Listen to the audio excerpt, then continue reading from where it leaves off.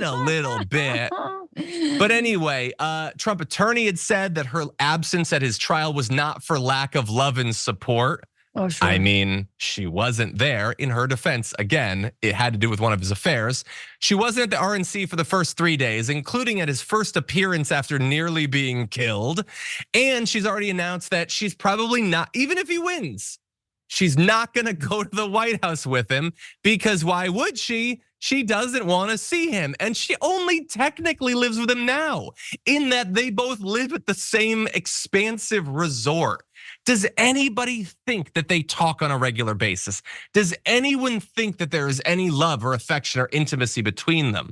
Again, you can say it doesn't matter and that it shouldn't matter, but they center families and they center marriage and they center all of this stuff that they clearly don't care about, because they have not a word to say about Donald Trump when he utterly fails on all of it. Any final thoughts? No, you're absolutely right. His wife absolutely hates him. It's ridiculous if this were any other couple. Can you imagine if Doug, Kamala's husband, was like, no, I'm not gonna move into the White House? Oh my God, I mean, it would be a story for months and months. They would never get over it. Again, but he says, he's telling us he can do it. He's a terrible liar. He knows he can get away with it. 100%. Yeah, imagine if Michelle Obama was just like, no, I'm good. I got kids or whatever. I'm just gonna go. I'm gonna be with my kids. I'm not gonna do it. Can you imagine what Fox News would have said? What a terrible wife. I mean, and they're not even doing the like terrible wife thing. They love to do that. They love to, oh my gosh, any other right winger's wife, they will tear down Ted Cruz's wife. Like they love to do that. But if it's Trump, no, it's fine. Yeah, 100%.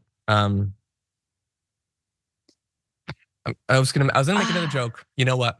I'm not gonna do it. I'm actually gonna dial back that one. But anyway, make it. I will say there is some hypocrisy there. That is what I will end on.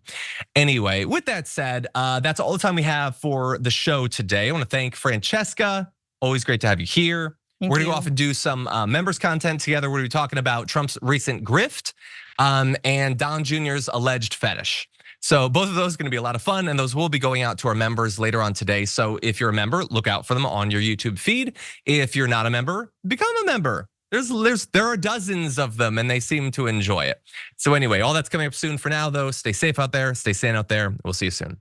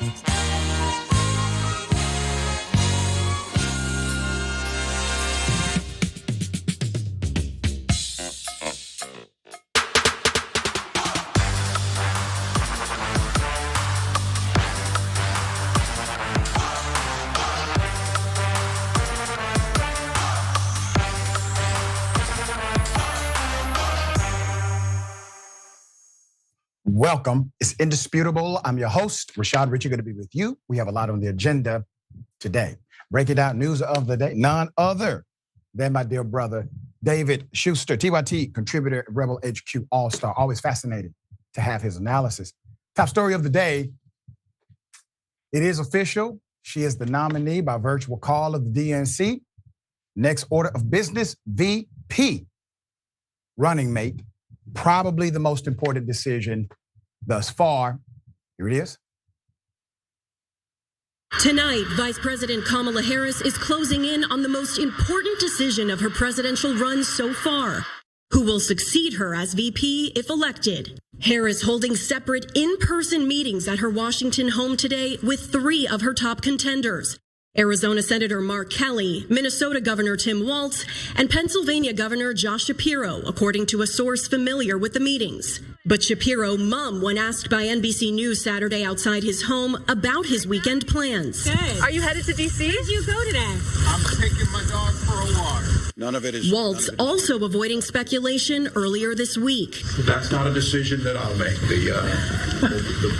The vice president herself will make that. An announcement expected very soon, with Harris and her running mate kicking off a 7-state battleground tour with a rally in Philadelphia on Tuesday. We have a fight in front of us, and we are the underdogs in this race. All right, we got a fight in front of us, and we are the underdogs in this race. Quote from VP Harris. Now, according to the polling data, there's significant connections between, well, Trump's pick and what may be the pick of VP Harris, because Trump got no bump whatsoever with his VP choice. Let's see the polling. Here it is. Polls, including one released today, show Harris and former President Trump locked in a tight race. And in nearly all of the critical battleground states, the vice president virtually eliminating Trump's lead from when President Biden was still in the race. Meanwhile, Trump ramped up his attacks against Harris at an Atlanta rally last night. With our leadership, every disaster Kamala Harris and Joe Biden have created can be fixed, and it will be fixed very quickly. Ali Rafa is outside the U.S. Naval Observatory where the vice president lives. And Ali, the media has been staked out there looking for clues. That's right. A motorcade from Pennsylvania was spotted driving by earlier today. And former Attorney General Eric Holder, who oversaw this vetting process, was seen leaving a short time ago. Lester? My. All right, let's get into it. The top contenders to be Kamala Harris's running mate got to this point in part because of their battling with Trump. 5 of the 6 vice presidential prospects who have met with Harris or the Harris team in recent days cultivated their state and national profiles by being prominent figures in the MAGA resistance, whether it was clashing with Trump as a governor or maybe a state prosecutor, defeating his proteges in important races, or pitching a new kind of politics in response to his rise. Presidents don't usually end up in direct confrontation with the politicians who rise as their counterweights during a first term. But Trump has now been on the scene long enough that those who rose in the backlash against his first term are rising still further into national politics. So one of the measures being utilized is their effectiveness to articulate a left-leaning message contrary to Trump's MAGA agenda. Effective representation, articulation, and demonstration seems to be the name of the game right now. So now one of them is likely to become the vice presidential nominee on the Democratic ticket, aiming to thwart his comeback bid. Some Democrats say their familiarity with Trump will be an asset to Harris. Trumpism lost every election for almost a decade, having to run against the very people who have beaten his crew time again and again must be driving him to melt down even further, said Jesse Ferguson, a Democratic strategist who worked on Hillary Clinton's 2016 campaign, which narrowly lost to Trump. Quote, "These people know how to contrast their common sense with the extreme weirdness of MAGA and Trump. They've proven it." This is a point I made early on. Contrast works well in presidential politics for Democrats. Biden didn't work as well, as you clearly see. But the contrast of Kamala Harris, even if you disagree with some of the policies, which I do myself, the contrast is evident. There's a clear decision here rather than a decision that seems, well, not so different than the other. There's more. The Trump campaign says they're not worried. Quote, our hearts go out to whomever Kamala Harris chooses as her running mate, as they will be asked every day for the next 95 days how they could possibly stand by the most weak, failed, and dangerously liberal candidate in history. Trump campaign spokeswoman Caroline Leavitt said in an email. And we will be more than prepared to hold them accountable for their own record as well. Yeah, you better, because you can't get anywhere with JD Vance here, okay? No matter who she chooses, it will be better than JD, guarantee you that. There's more. Pennsylvania governor, yeah, Josh Shapiro started building his national profile as a state attorney general when he brought suits against the Trump administration on issues including its attempt to reverse the contraception coverage requirement for health insurance and the travel ban against people from majority Muslim countries. He also fought Trump's attempt to stay in power after losing the 2020 election. In 2022, Shapiro ran for governor against Trump-endorsed MAGA diehard Senator Doug Mastriano, and trounced him by nearly 15 points, which was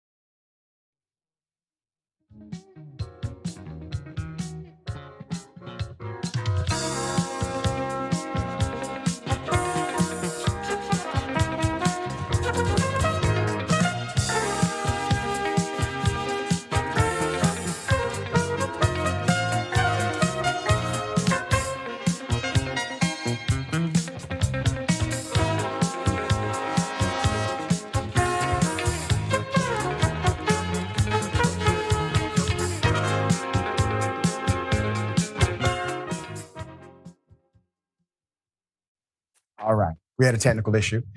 Back to the subpoena. So the subpoena from the January 6th committee showed how this individual organized buses to Washington, D.C., January 6, 2021, was present on the restricted grounds of the U.S. Capitol that same day, entering an area on the east of the Capitol after other Trump terrorists broke through barricades. Though he said, well, I followed all of the police guidelines as they existed and left when it was clear it wasn't peaceful, is his story. So let's talk about Senator Mark Kelly, Democrat out of Arizona, a former astronaut and Navy pilot, was first elected in a 2020 special election, largely based on a referendum on Donald Trump himself. Kelly and President Joe Biden painted Arizona blue in a presidential election for the first time since 1996.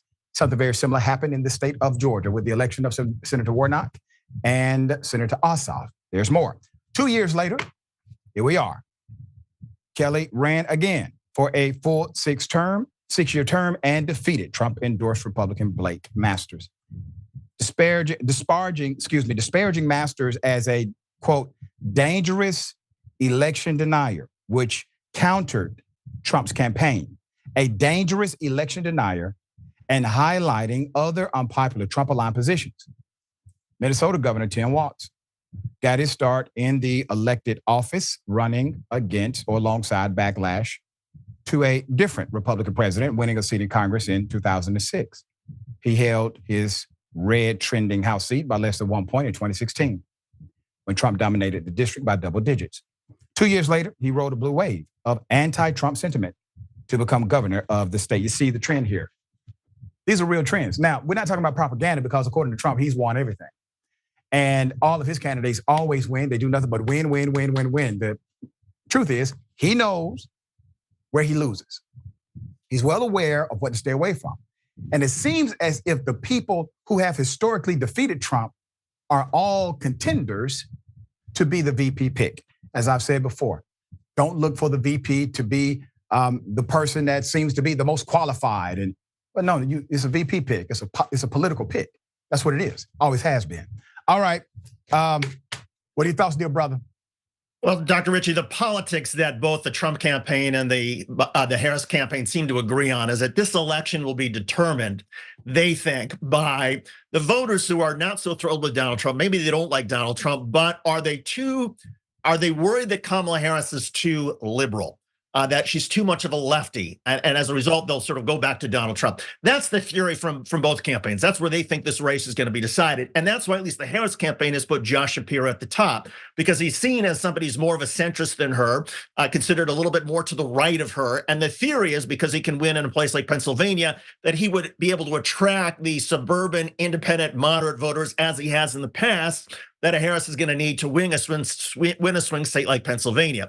The rap against Tim Walz, the governor of Minnesota, even though that he's the best on television and he would energize the Democratic base and progressives, is that, well, Minnesota hasn't gone Republican since 1972. So you don't gain anything.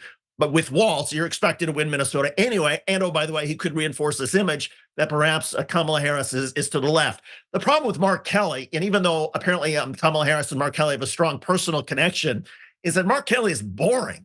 He's not very good on TV. He wouldn't fulfill the traditional role of being the attack dog that you normally expect in a vice presidential running mate. So that's why it seems like Shapiro's sort of leading. But the other part about this, which has been interesting, is that Kamala Harris is notorious for making decisions at the last minute. In other words, she takes all the time that she has, and in this case, she literally has until Tuesday, and she made it clear that she wants a governing partner. She wants somebody that she has a connection with.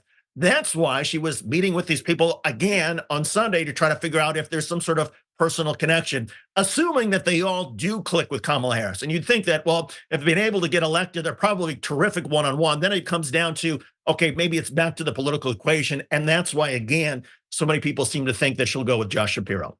Yeah, and you have a lot of people with different opinions in your ear about what decision to make. Okay, we'll bring you updates as they come. Let's go to Illinois, another cop. Okay, another investigation, another punching, another beating. Here it is.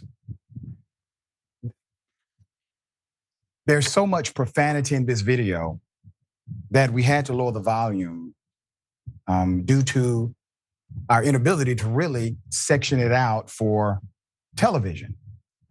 Chicago police are seen here under fire for yet another officer-related beating of an unarmed black man. It happened Tuesday evening last week, the 800 block of North Cambridge Avenue. The video appears to show the officer strike Mr. Lorenzo Williams Jr. 3 times with a closed fist, while 2 other officers grabbed Williams' hair and struggled with him to the ground. The officer is then seen pulling out his gun, aiming it at Mr. Williams' face. I'm gonna effing shoot you.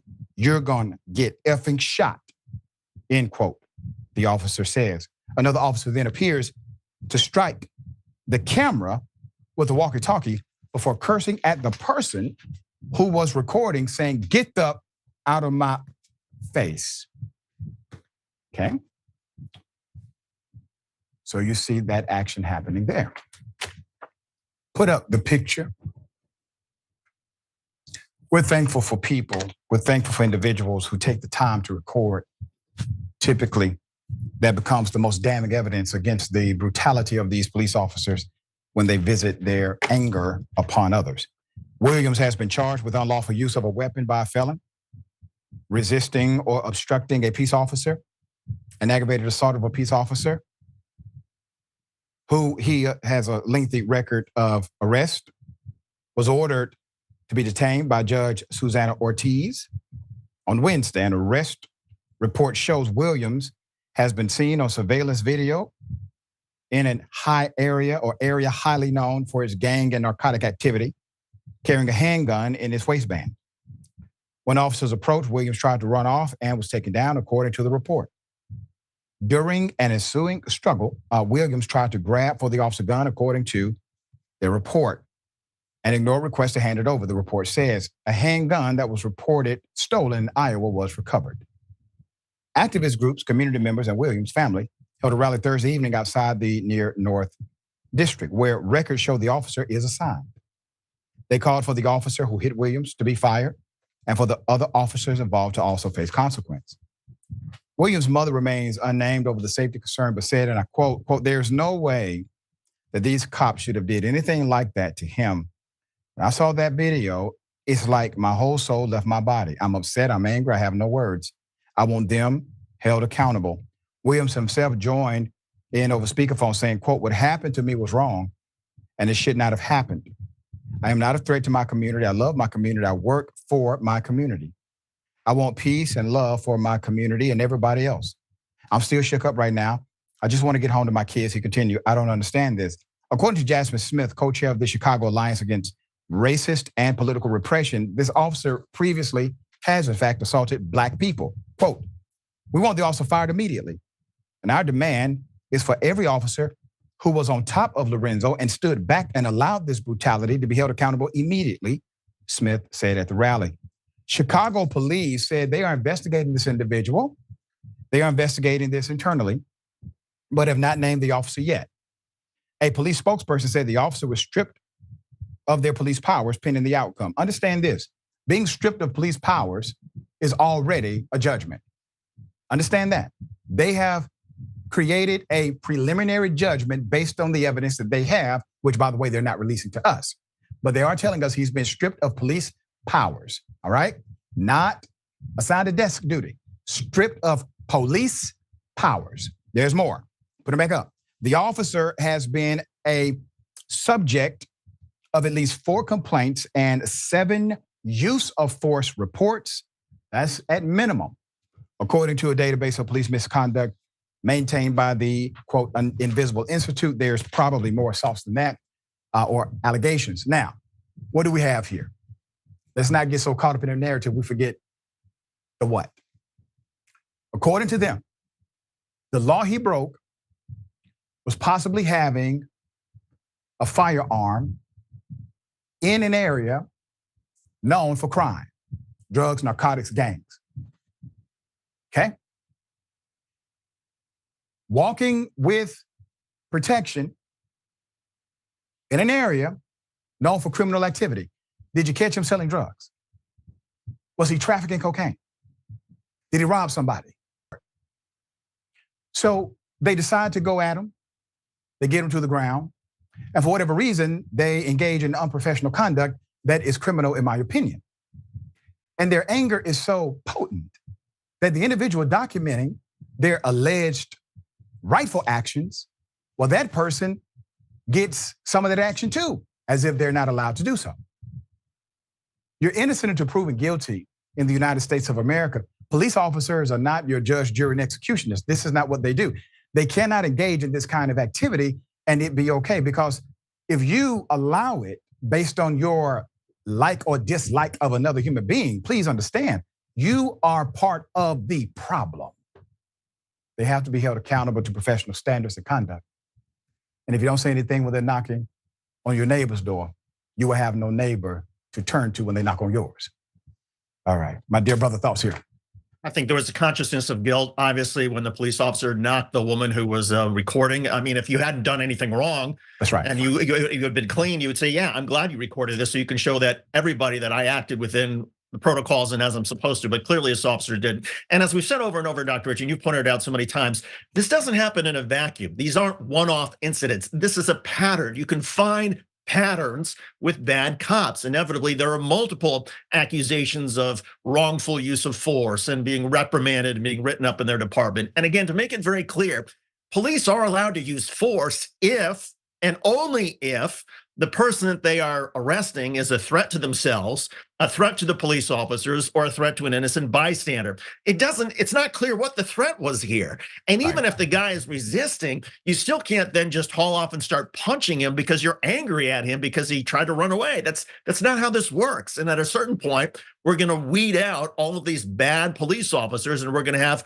police officers who are held accountable. And there's gonna be, police officers are gonna have to learn the right way and the wrong way eventually. Well said. And once again, we go back to culture.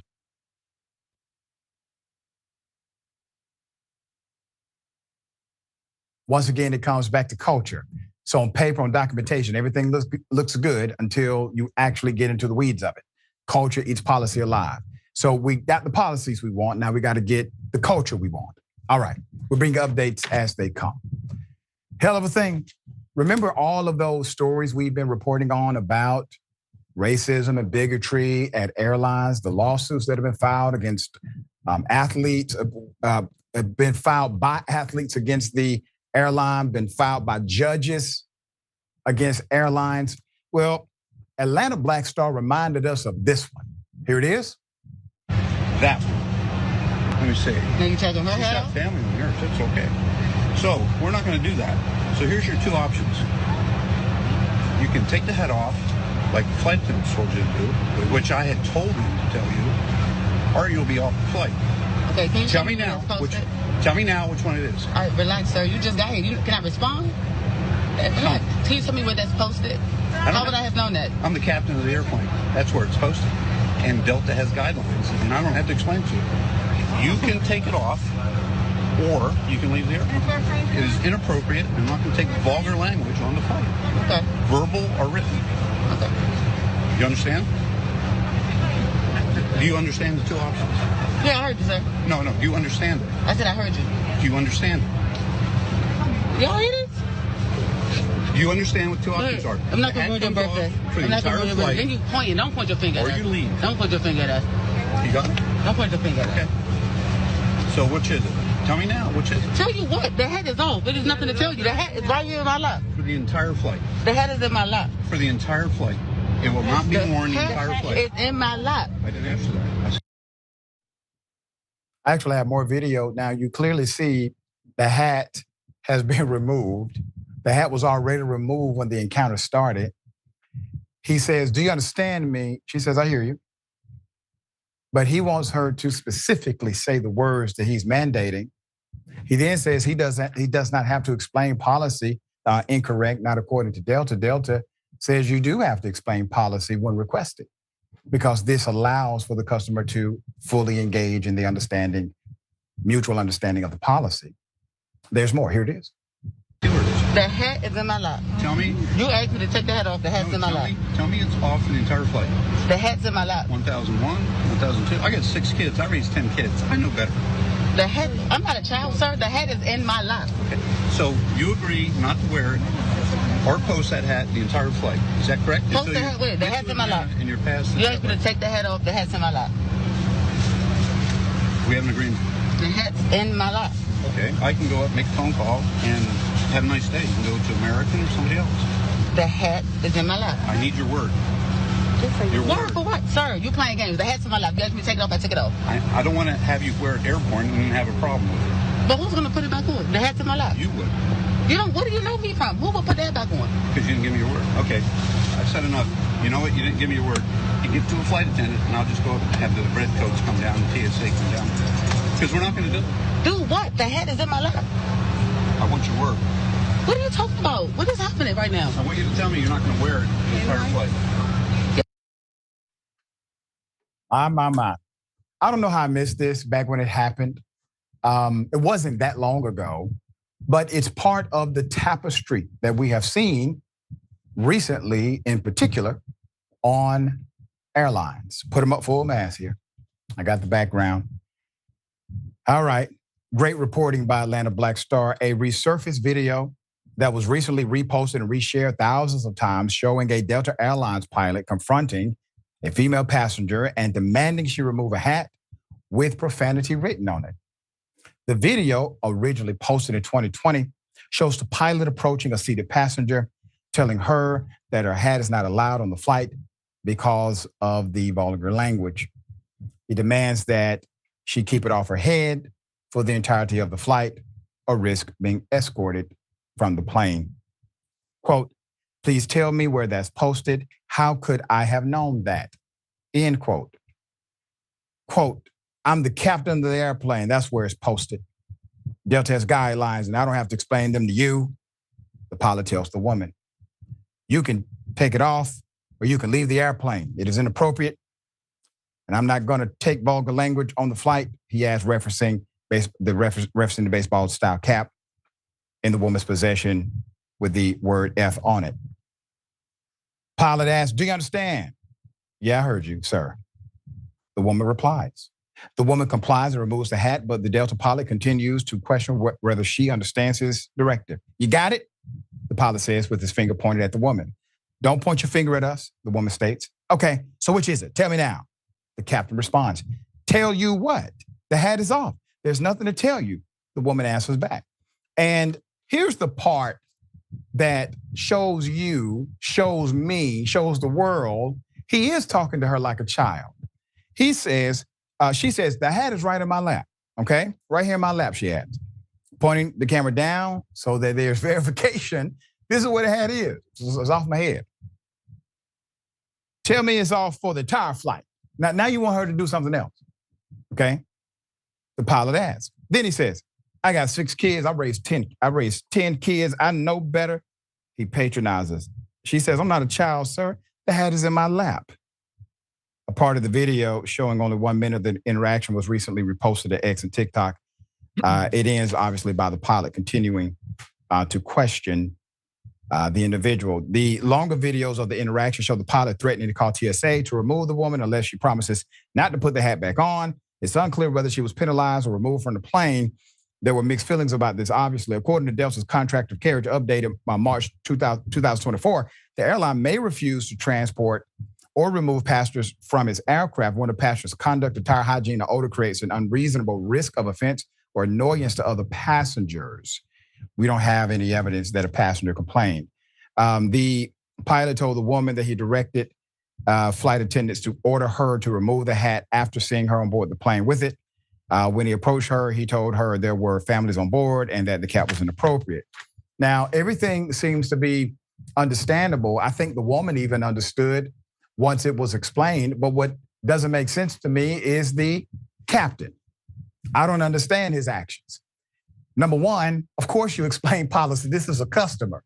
This is a paying customer on an airline. You work for a corporation. The individual has requested articulation of the policy. If Delta has a policy, sir, you can tell her where to find it at the website of Delta. It should be clearly listed. In addition to that, once the hat was off, why patronize this individual as if you are a judge that's swearing in someone under oath? That is insane. You're gonna kick her off because she didn't give you her word? Sir, I don't know Delta policy, but I guarantee you that's not in it, for sure. All right, my brother, it takes an understandable request, right?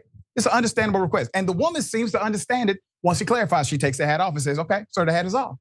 Well, a couple of things. I mean, look, I've seen all kinds of vulgarities on hats and shirts and people that have said things on airplanes. I didn't realize that the airlines have the power to sort of remove somebody because they have an F-bomb somewhere. But okay, let's assume they do, and that's the policy, and that's fine. There's so many ways that the captain, and I think the flight attendants could have handled this in a more mature, professional way. You never humiliate anybody that you work with, somebody in your classroom, a neighbor, in front of other people. You pull them aside and you say, hey, why don't you come up to the cockpit? I want to talk to you about something. And you do it privately. Say, look, you know what? There's some families on this flight. I think it might be a little offensive to some of them. Do you mind? Can we talk about your hat? Is it possible you can take it off? And you have a reasonable conversation because you treat the person first with respect. But when you go in guns blazing and accusing somebody right from the start, you are setting yourself up for one of these confrontations, and you're setting yourself up for being described rightfully as a racist, as somebody who has no understanding for how humanity actually works. And so, look, maybe her hat was offensive, but there's so many different ways that the airline could have handled this to diffuse the situation, to get her to see, yes, of course I'll take the hat off. I didn't realize that this is a problem. And then you're done with this. But now Delta has a huge problem on its hands. Yeah, and it seems to be ongoing. And that's the issue of why it was brought back in the first place. Okay, we'll bring you updates as they come. We got more on the other side. It's indisputable. Stick and stay.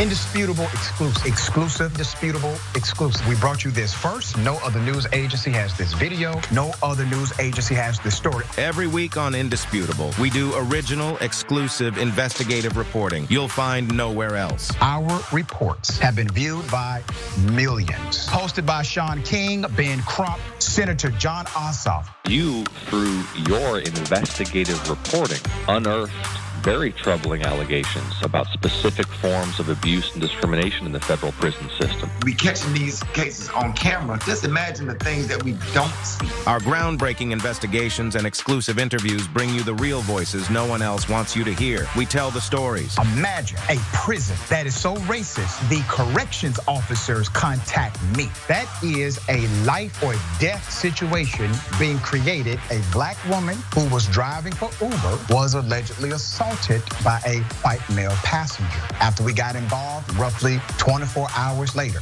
the police all of a sudden opened up an investigation. What was going through your mind when bullets were simply flying inside of your vehicle? Honestly, I thought I was going to die. Did these officers ever say that you fit the description of somebody they were looking for? Did they say that? Never.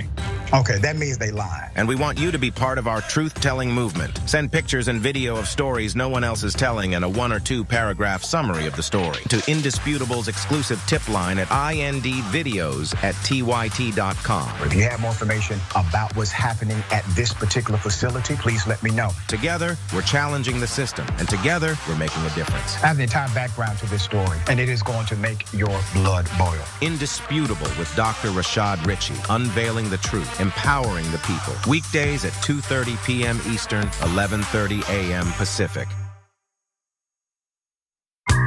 All right, let me do a little quick plug here. It's not even a plug. I'm bragging, okay? I'm bragging. Watch me. We have a channel on YouTube, a whole channel devoted just to the Young Turks. It's badass, right?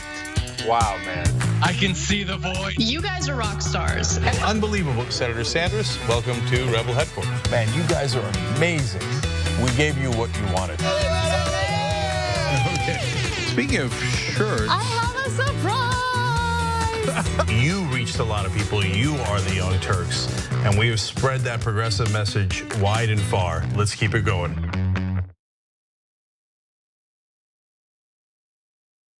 The craziest, dumbest things Donald Trump has ever done. It's a battle royale at TrumpBrackets.com. TYT is thankful for all of the support we've received from our audience.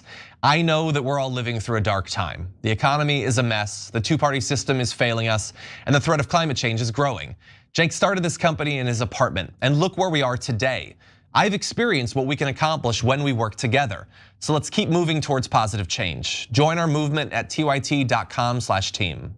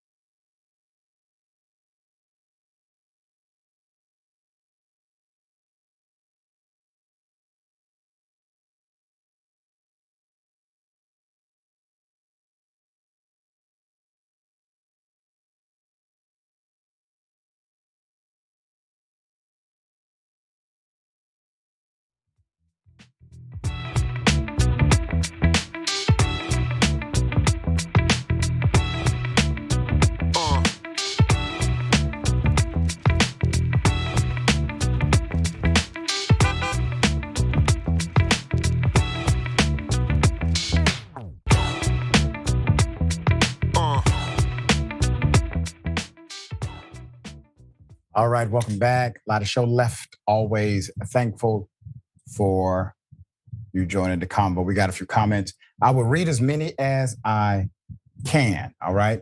Don't forget to join. You can become a member. If you're on YouTube, just hit that join button. We appreciate you in advance. Okay. Yep. Serendipity 44. Mark Kelly opposed to PRO Act until it became a VP choice. Last Tuesday, all of a sudden, he changed his stance on the PRO Act. I don't trust him. We'll lose a Democratic seat in the Senate. Tim Walsh is a man of and for the people. Yep. And Lynn says police officers on the scene shouldn't be there to simply block people from recording. That's right. It seems like they always have a guy that tries to do that. That's his job. We had one situation where a cop literally pulled up and put a gun on the person recording.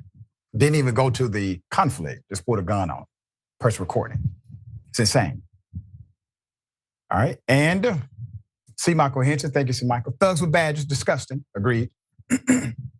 And yeah, talking about the Delta pilot. Stephanie says he wanted her to submit verbally.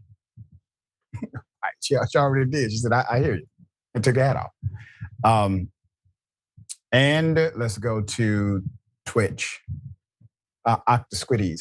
I give Kamala one thing. She's at least running for president like she wants to actually be president. Yeah. I agree. All right, got something for you. Ladies and gentlemen, I wish you Karen would. You want to call the police on them for having a barbecue on a Sunday. I feel free! Back off! I'm going to tell them there's an African-American man threatening my life. Keep talking. And where the tree at to hang people at? Where is that? Where is the hanging tree at? In your backyard. Gentlemen, can I please? No. He just said there's a hanging tree down there to hang people like me. That's racist. That is racist. Y'all go take his back and he's being racist? He's a crying. You know what? That is horrible of you. He's just as human as I'm doing a job and I did not disrespect you not once. Oh man, come on, get out of here. Get the out of here. You know what? When I'm not leaving, make me leave.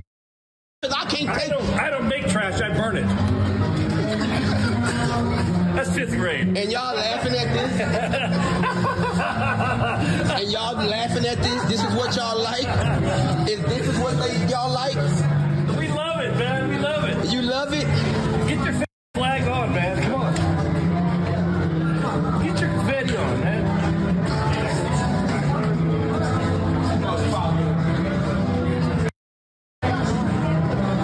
And all of y'all accepted it. That's right. That's right. We do. Hey, man, I'm having a great day. I'm having a great day. I love it. Yeah. For all of y'all, and I'm going to stay right here because y'all don't scare me. You got to me. What? Got to do what? I'm built like a lemon. You got to me. I have more video. The man said, I'm built like a lemon. You have to suck me. That is what the white male bigot said. Sir, if you wanted to ask a guy for a date, you should have just asked straight up. There's better ways to do it than this, sir. Now, for Senator Tim Scott, I would love for somebody to drop him off there for one night and for him to tell us it is not a racist country. There's more video. Here it is. If this is the way that you're talking on camera to me, sir, and I never disrespected you until you disrespected me. Oh, candid camera, actually. I'm going to be on a 5 o'clock news. No, I'm going to be on House. I thought you said you had a job. I got a job. Well, go do it. Man, oh, hey. Just go do your job. You do your job. I'm doing my job. Why are you people to everybody? He said, I can say too. What the you mean? He being racist to me. Out of my face. Get the out of my face. Who the are you? Jesus Christ. I don't give a too. The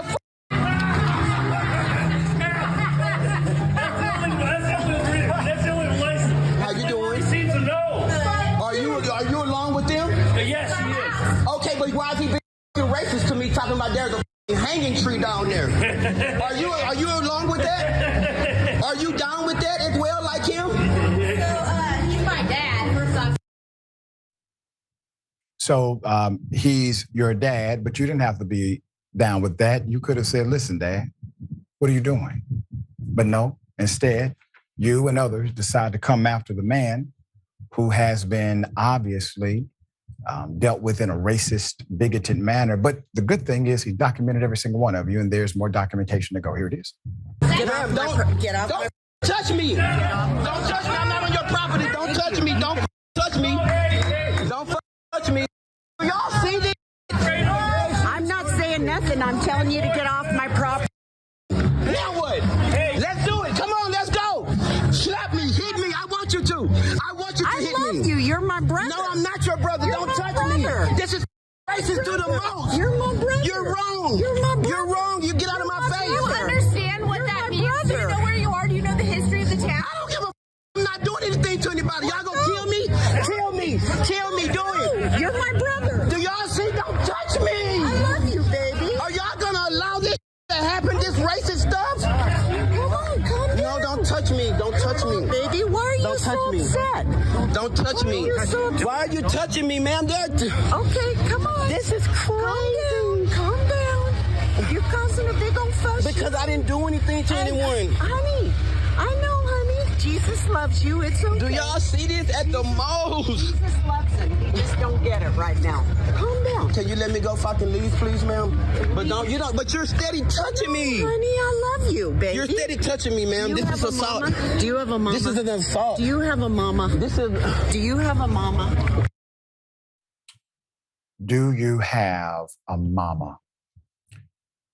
Patronizing. You put a man in an unbelievable situation. He responds to you with the energy that you gave him. And all of a sudden, he's wrong. Everyone there, the bigots in particular, are laughing, taunting, seeming as if they wanted to do more than just have words. Why? There's no reason other than there's an old white bigot who wanted to share his bigotry. Well, now at least everyone knows who you are, sir, and I have more information. There's another video. Here it is. Ma'am, can you leave me? What are you doing here? I'm doing a job. Well, and I'm not bothering anyone. Well, you are now. You got everybody all upset. But you're touching me. Don't touch me, ma'am. Come on. You're touching me. I have to call the police. That's assault. I'm taking you. He's right here. Let's go. Don't touch me. You don't touch me. I'm not, baby. Can you leave me alone? Y'all gonna allow this to happen like come on. Nobody cares? Nobody see this racial going on? Honey, the sheriff's right here. You can tell him all you want. Your dad just said there's a hanging tree for like me. What does that mean? What does that mean? And I did not disrespect your dad. I asked him nicely, excuse me, sir, are you a registered voter? He said no. I said thank you. And then he turned around and said there was a hanging tree down the road for like me. That's exactly what he said. And all of them ganged up on me. I have it on video. I'm so sorry that happened to you. And everybody is going along with it. Are you okay? No. What do you need right now? Look, I can show you the video. It's okay. Oh my God, I'm so sorry. And all of them just ganged up on me. It's okay. You're all right. You're all right. There's a lot happening here. Let's put up the racist SOBs full mass. Make sure you know exactly who they are. My dear brother, Conscious Lee, I saw this on his social media. He said, quote, this was triggering, and now I'm researching the history of Virginia City, Nevada. The woman said, quote, do you know the history of our city? Laughing after they threatened to hang him. Now, these are thugs, what you're looking at.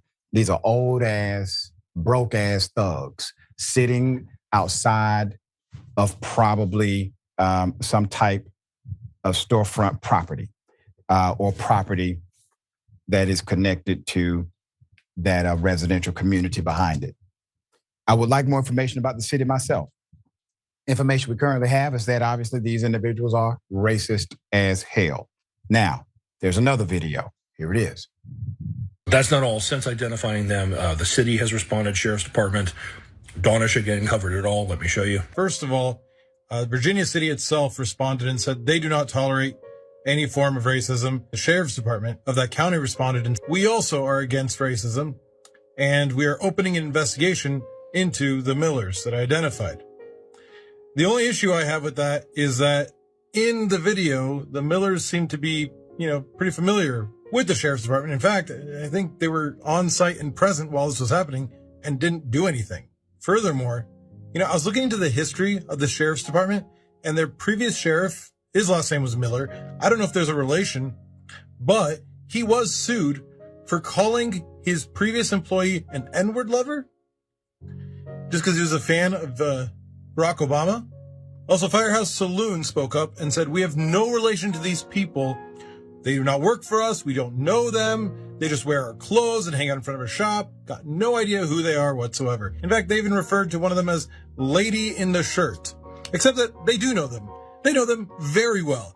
They know them extremely well. In fact, they even go as far as calling him a very close friend. They're the ones who introduced them to their community in Virginia City. What do you mean you don't know them? They're your landlords. Let's talk a little more about Firehouse Saloon and how desperate they are to save their image, because I don't think they're trying hard enough. Have you seen your own bartender? It's a different man named Gary, but check out his pin. You guys just let him wear that at work? That's totally cool. Yeah, so when you say you allow all people into your establishment, you mean all people. People wearing hoods, people wearing swastikas. I mean, it doesn't matter to you, right?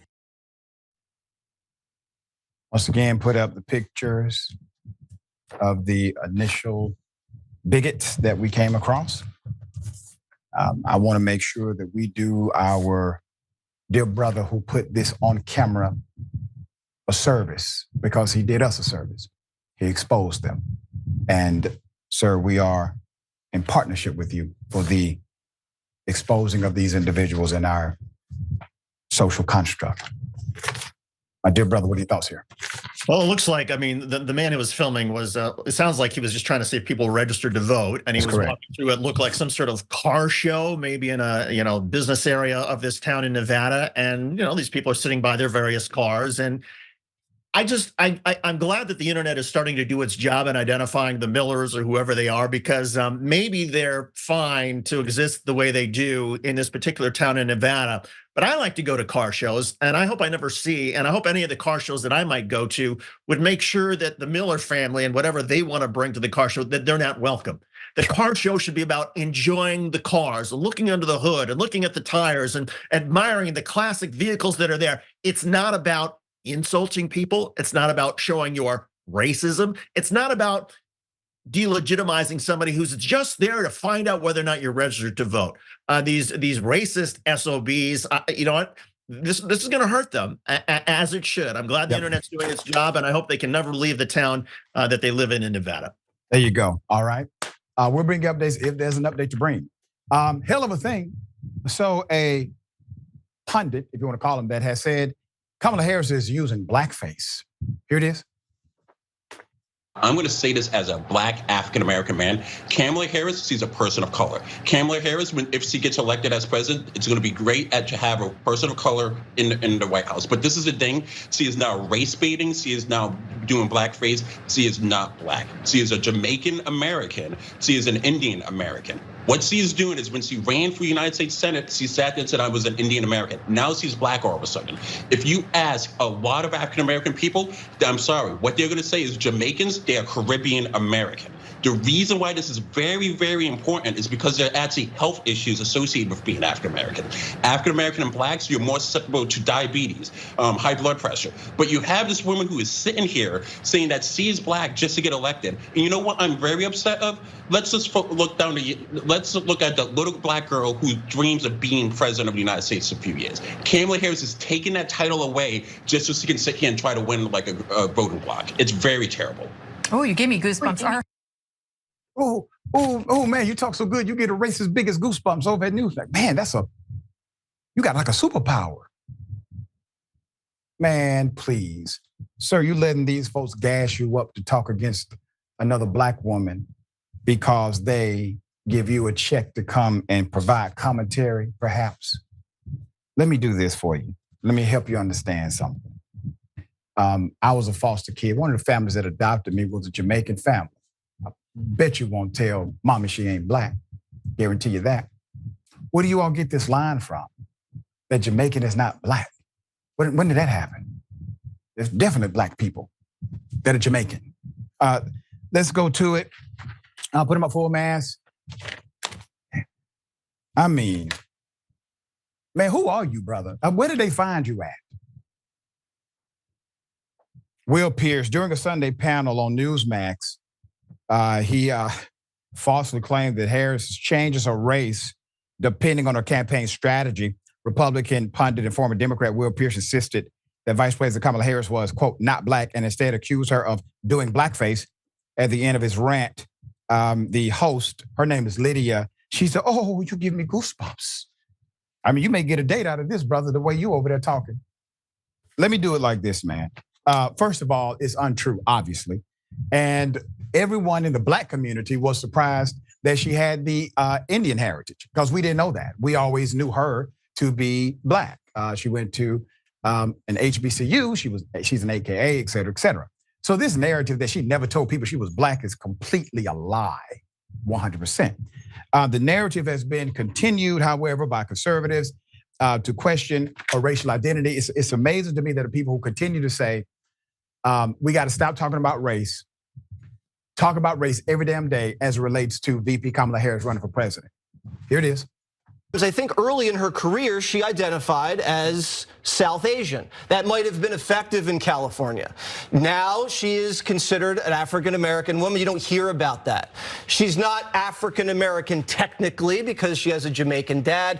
You can see the headlines. She bragged about being the first Indian-American US Senator, and then she brags about being a Black American US Senator. She cannot be both. Y'all remember Milli Vanilli?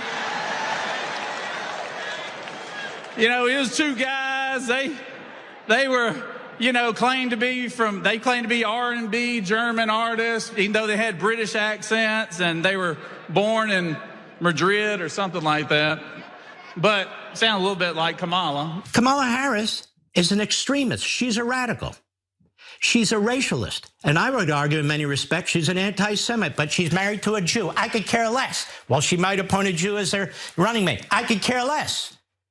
I could care less. I'm not into identity politics. I'm into facts and substance. That's what I'm into. A few moments later. Donald Trump, throughout his life, has not demonstrated 1 ounce of racism. I'm not done. Omarosa was on a panel, CNN panel, pointed this out. But I recall in his book, The Art of the Deal, Laura, when Donald Trump identified himself as Swedish, right? Because he didn't want to acknowledge that his father was German and his mother was Irish, and he thought that that would play better to those who were patronizing his businesses. So can we call the question his past of self-identifying as first Swedish, then German, and then Irish whenever it's convenient? Donald doesn't know the difference between ancestry and race. He doesn't want to know the differences, nor does he understand the nuances of how people self-identify. And so I believe that that's disqualifying for him. And when he mispronounces her name, Laura, he does it as a slur. He does it intentionally to harm her, to make people see the otherness of Kamala Harris. And so I posed the question to Bruce when he says, oh, at some point she identified as this, and at some point she identified as this. Are you going to hold Donald Trump to the fire for identifying himself as Swedish, even though he has no Swedish roots, in his best-selling book, The Art of the Deal, Bruce? Bruce, you're welcome to respond. I do have a copy of the book. I'm going to try to find the passage. I don't know about that, but this is all I know. Or is there a double standard? I don't know about facts. I'm here to talk against Kamala Harris being black. That's it. That's what they told me to do. I can't do anything else. It doesn't compute whatever you're talking about. This is how talking points work. There's no coincidence that people on Fox News are saying it.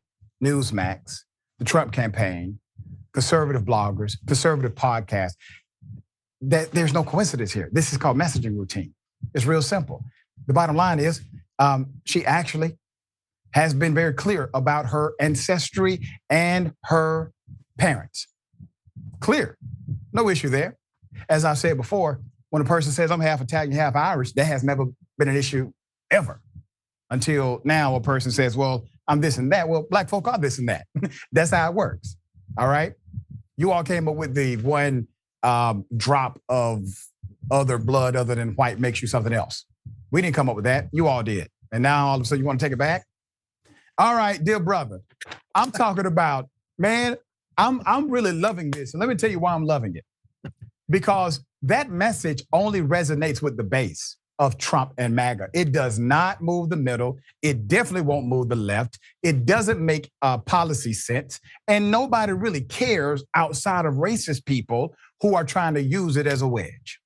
And that's the politics that I was just going to mention. I mean, there's two issues that I see in this. First of all, just the utter stupidity of these people to think that, oh, there's got to be some sort of distinction and that, Newsmax get to decide what race she identifies or has always identified as. I mean, that's just totally stupid. But the second part about it is politically, I'm kind of glad that these morons keep putting this out there, because every day that Donald Trump and the MAGA world continue to try to obsess over Kamala Harris's race and question it is another day that they're not making a case about any policies. And to your point, yes, this may rev up the right-wing conservative base. Maybe some of the white nationalists out there get excited when they hear Donald Trump talk about this, but the rest of the country gets turned off. And this is the sort of thing that does not help Republicans with moderate and independent voters who will determine this election. And every day that the Republicans are wasting the time of moderate and independent voters increases the likelihood those voters go to Kamala Harris, and Kamala Harris becomes president of the United States. And then all the fun we're really going to have with some of these freaks when they flip out at her election. And one other thing it has done, according to the polling data, this racism has excited individuals for VP Harris. Ironic. All right, we got more on the other side. It's indisputable. Stick and stay.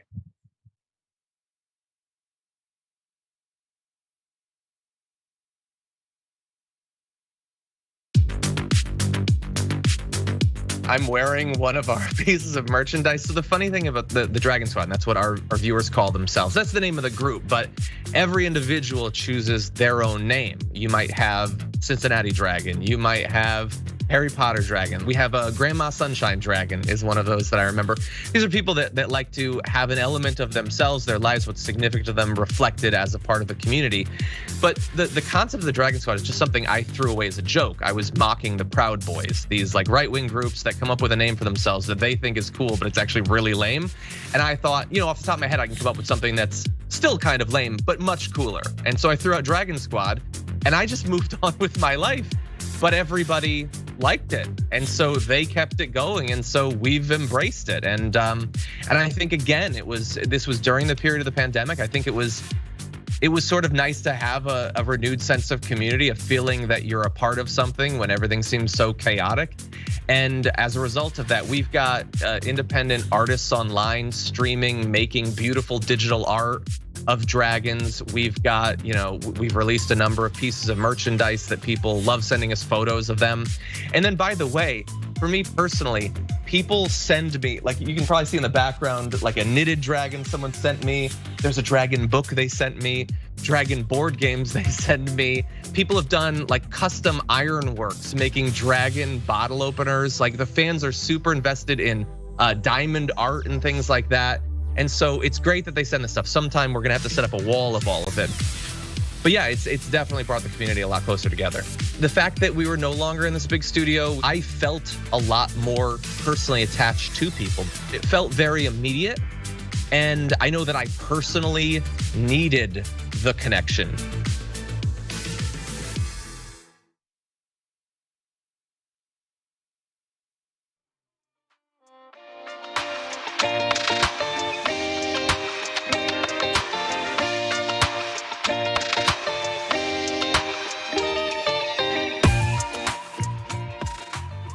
All right, welcome back. A lot of show left. Let me read some of these comments. I appreciate everyone for joining the conversation. Craig Souffle says, I feel for that poor man being surrounded by those insufferable bigots. The repetitiveness of that female Karen would drive me crazy. And what do they say about repeating the same thing over and over?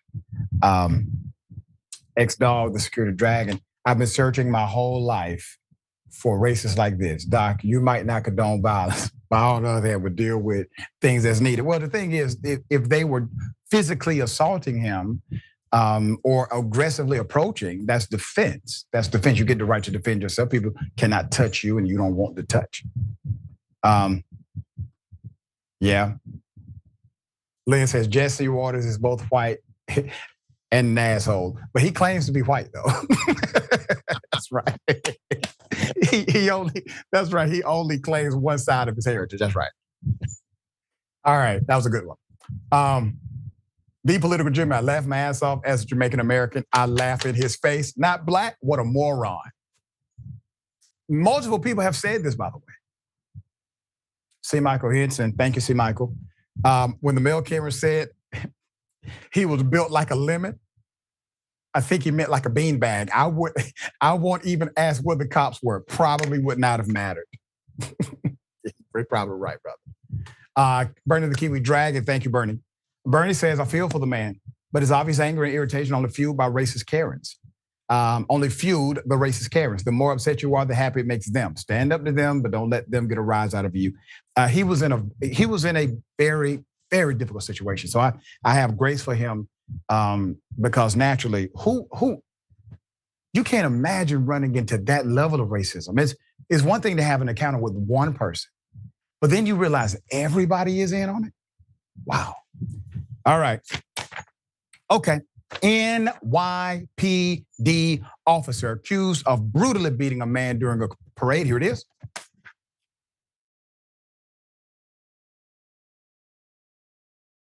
Officer, listen, no.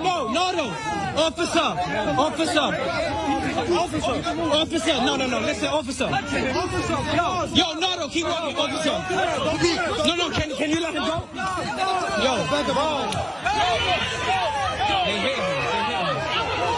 they hit him. He didn't do nothing.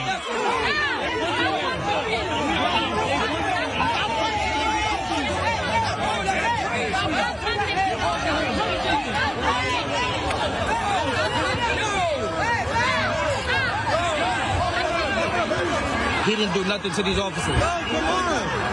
The person that had the open container was not even him. Put it a full mass. I got some background and foreground here. Per ABC News 7, New York. The NYPD is facing allegations of police brutality over a video capturing an officer punching a man repeatedly during a parade. This was the Dominican Day Parade on July 28th in the Bronx. Cell phone video shows 25-year-old Arnaldo Vargas Jr. take more than a dozen blows to the face and to the body. Jr. says that's how many times he was punched by an NYPD cop, and other officers held him. Quote, I heard him saying something. And then from that point, I'm just seeing people grabbing my head and started punching me. The alleged incident happened on Sunday as he and his friends were celebrating the parade together. Mr. Vargas says things escalated when police asked the group to move. Quote, we were complying with him as well, and we were walking with him, he said. Quote, and from that point on, he started to get aggressive with us. Police say Vargas Jr. refused orders to disperse and charged him with resisting arrest and disorderly conduct fighting.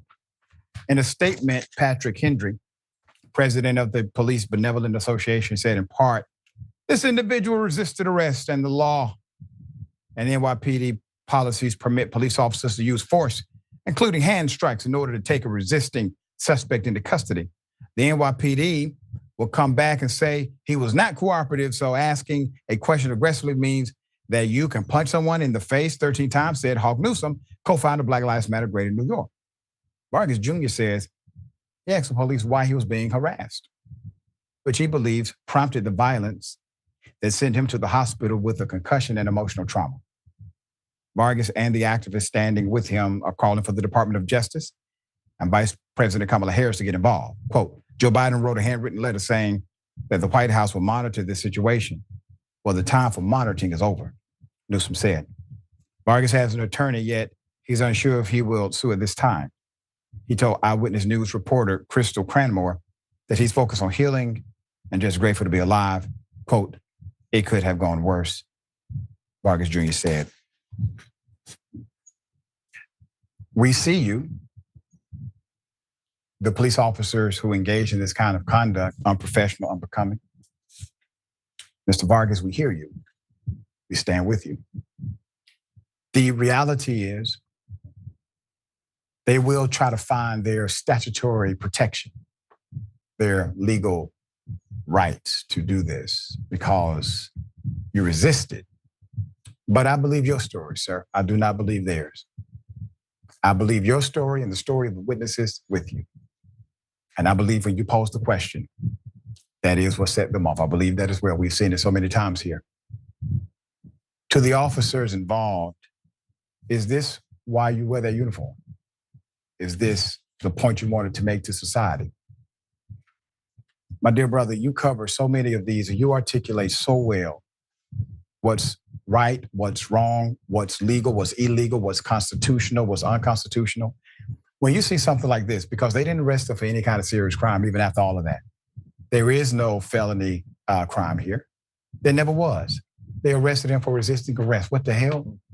Brother, tell us, talk to us. Well, and I mean, so often we see police officers at their worst when they're surrounded by other police officers because they feel empowered and feel like they can use even more force to put somebody down and to be aggressive. And so open container, maybe, I suppose, maybe somebody in the crowd had an open container. But if you start detaining anybody, you as a police officer, you have to explain, here's why I'm detaining you. Here's why I'm arresting. Citizens have the right to say, excuse me, officer, you're hauling me off. Why are you doing this? Right. If a police officer doesn't like the tone in which they are asked that question or thinks that somebody's talking back to them, too bad. We all have the right. We can even tell a police officer to go do that thing that is anatomically impossible, and the police cannot respond by using force or arresting you because of your speech. But clearly you have police officers, countless police officers in countless departments who feel like their feelings get hurt and they become feelings enforcement instead of law enforcement. And they didn't like that somehow they thought this guy was talking back to them. So then they haul him off and then say, stop resisting, because the cameras are rolling, and stop resisting becomes their defense. And then they just start punching them. And the rest of them like, oh, well, the police officer's punching him, so I'll join in restraining him because the good cop wouldn't punch somebody needlessly. Well, actually, some of them do. Yep. It's horrific on many levels. And, Dr. Ricci, we've seen a lot of lawsuits that are brought. This one seems like it would be pretty much a slam dunk lawsuit if, in fact, this gentleman wanted to sue the police for violation of his civil rights. Yeah, I agree. And naturally, we will update the story. I do expect an update very soon. Okay. A far-right riot, race riot, erupts in the UK over a stabbing attack. I'm going to show you some video. Here it is.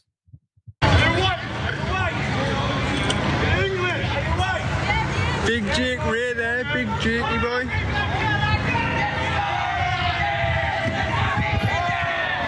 Can't do nothing.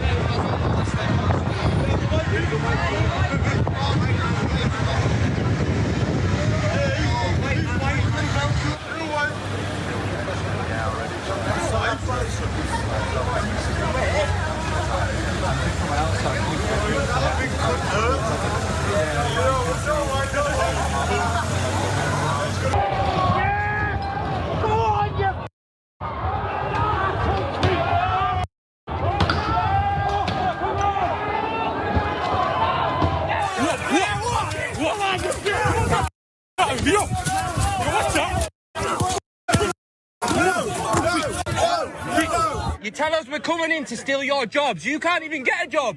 Look at you. How about work on your health? How about stop the drugs? You're saying we're coming in to steal your jobs. You can't even get a job. You're all benefit dodgers.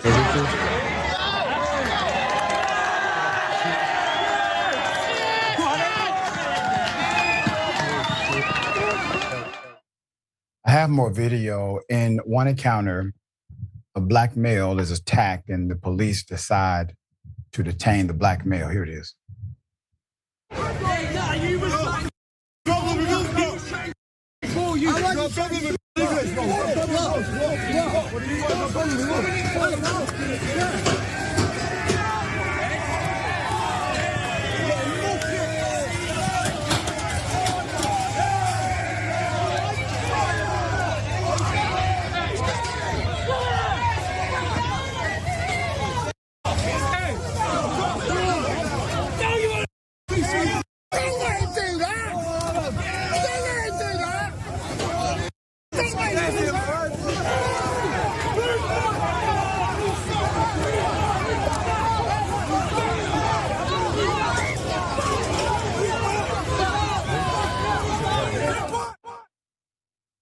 So sad. Let's put it up full mass. I will give you the background as to what you saw. Per CNN and The Independent, far-right rioters set fire and broke into hotels used to shelter asylum seekers in northern England Sunday as the country grapples with the worst social unrest it has seen since the riots of 2011. At least 400 people have been arrested after far-right riots rocked Liverpool, Bristol, Manchester, Hull, Belfast, Stoke, and other cities across UK over the weekend. The violence was triggered by the stabbing of 3 young girls in Southport, Northwest England, earlier last week. Left to right, you have 9-year-old Alice De Silva Aguar, 6-year-old Baby King, 7-year-old Elsie Dot Stancombe. The far right has seized on and spread a wave of disinformation, including false claims the attacker was an immigrant, to mobilize anti-Muslim and anti-immigrant protesters. That sound familiar to you? You see, we had a strategy like that in this country as well. Got a young black man killed. The girls were stabbed to death while attending a Taylor Swift-themed dance class, and one of the worst assaults against children in the country in decades. 8 other children suffered stab wounds in the attack, and 5 of them are now in critical condition. Such a sad, sad story. 2 adults also remain in critical condition after being injured in the attack. Police say the 17-year-old suspect, Axel Ruda Cubana, was born in Britain and a resident from the nearby village of Banks. He is also allegedly a Christian and not even Muslim. The teenager has been charged with 3 counts of murder and 10 counts of attempted murder, as well as a possession of a bladed article. Pictured is an older photo and recent court sketch. Footage showed rioters on Sunday vandalizing and setting ablaze 2 Holiday Inns in northern England, one in Tamworth, which had previously been criticized by a local politician for housing asylum seekers, and another in Rotherham. In Tamworth, protesters threw projectiles, smashed windows, and started fires, injuring 1 police officer, according to local authorities. Meanwhile, in Rotherham, protesters threw wooden planks, used fire extinguishers against officers, set fire to objects near the hotel, and smashed windows to gain entry to the building, police said. The hotel at the time was, quote, full of terrified residents and staff. That's according to a statement by the Assistant Chief Constable, Lindsay Butterfield. British Prime Minister, put him up. Starmer has condemned the weekend's violent protest, warning those involved in violence will face the full force of the law or the violent scenes. Starmer described gangs intent on law breaking and emphasized that violent rioters do not represent our country. The Prime Minister said from Downing Street, quote, people in this country have a right to be safe, and yet we've seen Muslim communities targeted, attacks on mosques, other minority communities singled out, Nazi salutes in the street, attacks on the police, wanton violence alongside racist rhetoric. So no, I won't shy away from calling it what it is, far-right thuggery, end quote. The Prime Minister even establishing a standing army of specialist police officers to address further attacks after an emergency meeting in response to the far-right mob's racist attacks on the hotels. Speaking after the meeting, the Prime Minister said, quote, we will have a standing army of specialist public duty officers so that we will have enough officers to deal with this where we need them. The second is we will ramp up criminal justice. There have already been hundreds of arrests. Some have appeared in court this morning. I've asked for early consideration of the earliest naming, identification of those involved in the process who will feel the force of the law. Put her up. Already their response has been more significant than America's response after the January 6th terrorist attack. Pictured home security. Yvette Cooper, the UK's Home Office, also announced Sunday new emergency security measures for mosques. These measures allow the police, local authorities, and mosques to request rapid security deployment to protect communities and resume worship quickly. Cooper condemned the racially charged chaos, saying, quote, nobody should make any excuses for the shameful actions of the hooligans, thugs, and extremist groups who have been attacking police officers, looting local shops, or attacking people based on the color of their skin. Joe Mulhall, Director of Research at Hope Not Hate, the charity which campaigns against racism and fascism, has warned that the social media platform X, formerly Twitter, has become the central space for the spreading of dangerous disinformation and the promotion of the protest. Speaking to CNN, Mulhall stated that the recent rise in racist attacks are driven by decentralized far-right networks, many operating on X. Key figures like Stephen Lennon, AKA Tommy Robinson, previously banned, have regained access since Elon Musk took over, allowing them to spread dangerous disinformation and exacerbate tensions to millions. Robinson is an anti-Islam campaigner and one of the UK's most prominent far-right activists. They took a tragedy, a real tragedy, manipulated the tragedy narrative in order to fit their racist bias. Brother, I want to say I'm shocked, but we've done this here. It is repeating itself there. What say you? And I feel like it's gonna get worse. Never mind, racism has always existed. It continues to exist, but now you add in the gasoline of platforms like X that don't care about the truth, don't care about factual information, and essentially want everybody to have a voice, including people who want to spread misinformation and get people riled up. And as a result, it's not human nature to sort of take a pause and take a deep breath and sort of wait for the facts to come out. So many of us tend to act on our emotions. Well, when those emotions get stirred up because you read something online that goes to your own, confirms your own biases, then you get enraged. And that's what's happening in Great Britain. And I feel like, unfortunately, this is maybe where we're headed in this country, that if we don't have responsibility, at least in social media, at least among the media and various broadcast news, if there's not a responsibility to the truth, then everything gets turned upside down even faster. That's right, dear brother. For those who are listening, we always appreciate your commentary and your insight. Tell them how they can follow you and check out your great work.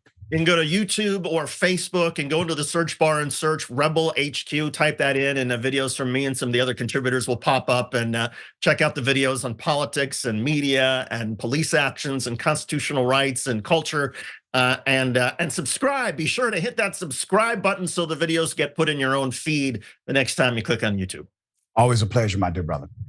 Thanks, Dr. Richie. Good to be with you. Thank you. Same here. We got more on the other side. The bullpen is next. Stick and stay.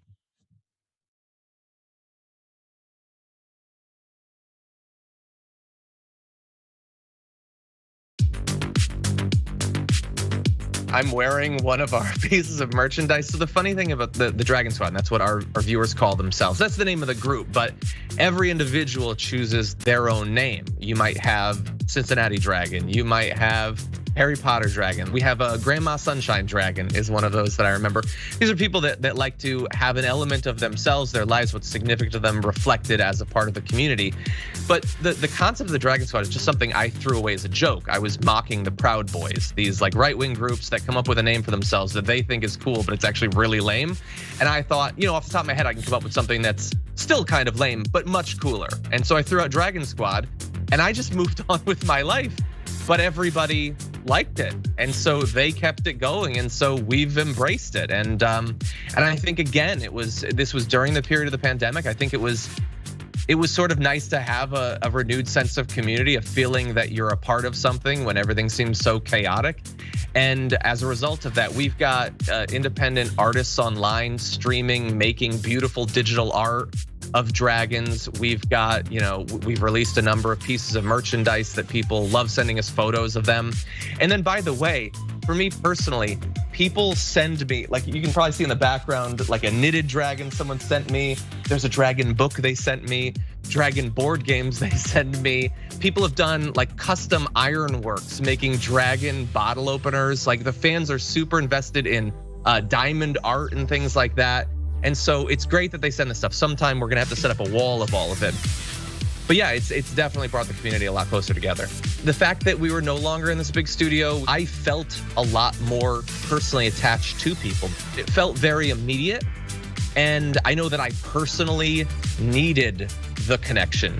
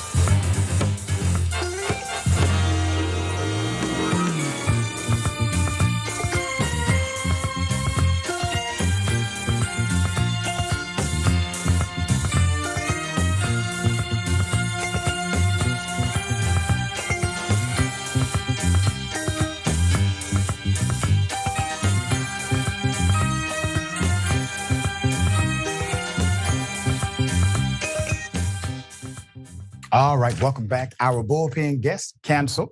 So we got some more content. Let me read some of these comments. Miss C. Beasley said, "You're definitely going into identity politics," talking about the man was like, "I'm not into that, I'm into facts." G. Martinez Mack, "People outside of our racial group would try to define us according to their pleasure, as if we need their confirmation or affirmation at any time of our existence." TF, that's right, TF. All right. What if I told you neo-Nazis plan to use Santa to poison children? Yeah, put it up full mass. That's exactly what they plan to do, according to the allegation, per the Associated Press. Citing the U.S. Attorney's Office, 20-year-old Mikhail Kishvishvili from the Republic of Georgia was indicted on 4 charges, including soliciting hate crimes and acts of mass violence, known by various nicknames, including Commander Butcher. He was a senior member of the Maniac Murder Cult, or MMC, neo-Nazi extremist group based in Eastern Europe, and was caught plotting to have an associate dress up as Santa Claus and hand out poison candy to children. Jewish children in particular in New York was the first plan. This was to sow terror. Pictured is one flyer associated with the group there. MMC is an international extremist group adhering to neo-Nazi ideology, promoting violence against racial minorities. Founded in 2018 by former Ukrainian footballer, pictured in this flyer. The group has grown in size and boldness, advocating for a racial holy war on its Telegram channels. The planned attack in the U.S. is the first known activity outside Russia and Eastern Europe, where MMC has been linked to dozens of violent attacks since 2018, including at least 38 incidents of street fights and attacks, some resulting in deaths. The MMC aims to disrupt social order and governments through terrorism and violence that promote fear and chaos, according to Assistant Attorney General Matthew G. Olson. U.S. Attorney Breon Peace and FBI Executive Assistant Director Robert R. Wales. This individual was arrested for attempting to recruit an undercover cop to join the group and commit bombings and arsons, per the court documents present. In November 2023, he began planning a mass casualty event for New York City on New Year's Eve. The scheme involved an individual dressed as Santa Claus handing out poison-laced candy to racial minorities and children at Jewish schools in Brooklyn. He drafted a step-by-step instruction manual for the scheme and shared detailed manuals pictured here on creating and mixing lethal poisons and gases with an undercover officer, according to the Department of Justice. Prosecutors said since September 2021, Mikhail has distributed a manifesto titled Hater's Handbook, in which he states that he has murdered for the white race and encourages others to do the same. What are we dealing with here? We're dealing with the mindset. We're dealing with the mentality.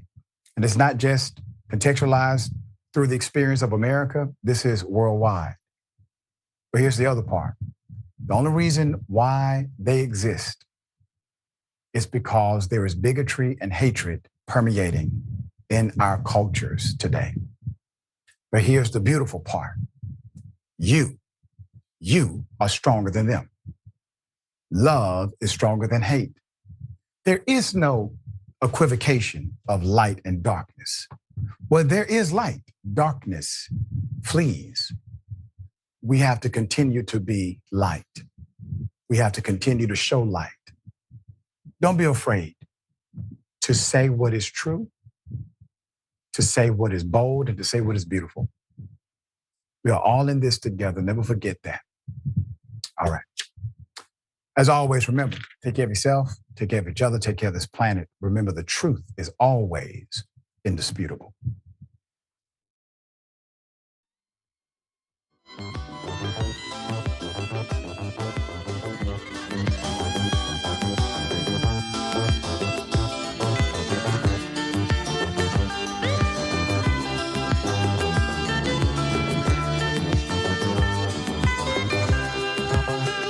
Uh-huh.